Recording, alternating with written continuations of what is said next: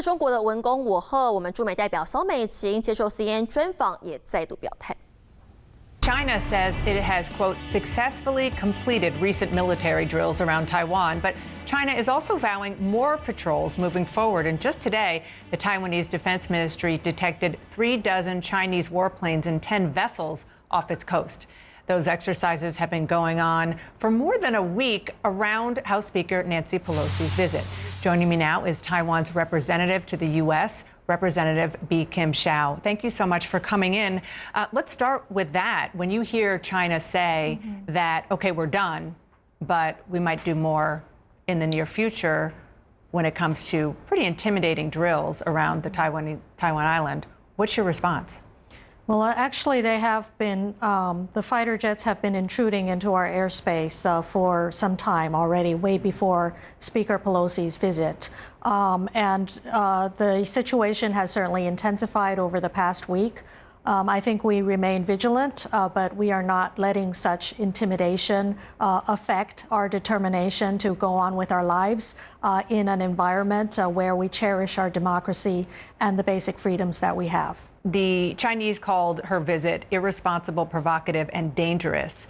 She vehemently defended the trip, and she promised that the U.S. won't allow China to isolate Taiwan.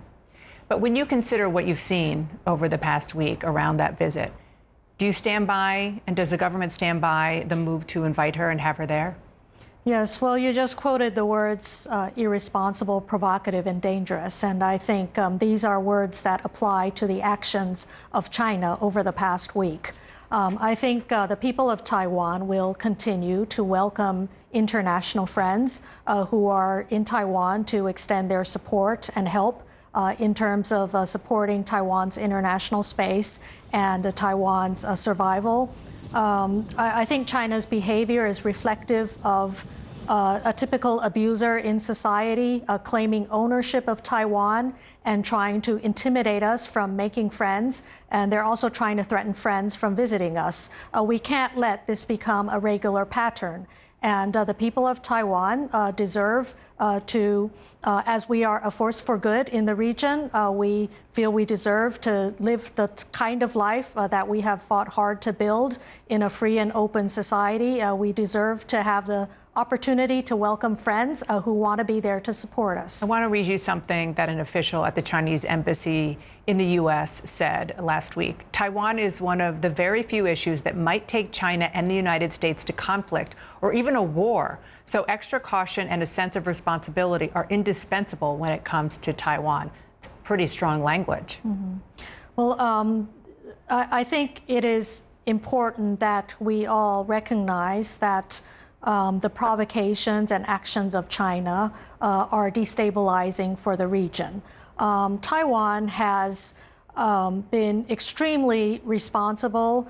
We are not joining the Chinese saber-rattling, provocative action.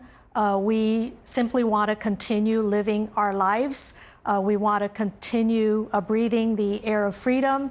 We want to engage with the world. And that is what we will resolutely do in terms of defending way of lives and continuing to build our own prosperity, as well as contribute as a responsible party in the region to regional peace. Briefly, if you get to the point where there is an attack by China, a real one, an aggressive one, do you expect, does the Taiwanese government expect the U.S. to come to its defense? And if so, how? Well, that's a hypothetical scenario. We have a very strong partnership with the United States that is codified in the Taiwan Relations Act and the 6 assurances. We will continue to build and strengthen that partnership to deter any military action, and so that that kind of tragedy will never have to happen on our island. 你好，我是宋彦明。想知道更多的新闻内容，请订阅华视新闻的 YouTube 频道，并且按赞、订阅、开启小铃铛。另外，可以上 LINE 贴图小铺来购买华视主播的官方贴图。